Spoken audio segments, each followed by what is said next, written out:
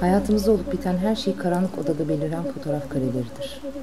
Onlar hatırladıklarımız gerçekliğin gölgeleridir. Işık verilen kağıttaki biçimler kimyasal bir tepkimeyle bir anda hiç yoktan ortaya çıkarlar. Nitekim anılar da karanlığın arasından içimize belirir ve onları kaçırmamak için ne kadar uğraşırsak uğraşalım, banyo teknesinde fazla kalan resimler gibi hemen kararırlar.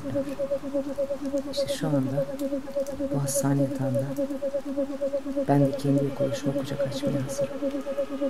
Çünkü bu bildiğimiz dünya bir karanlık odadan başka bir şey değil.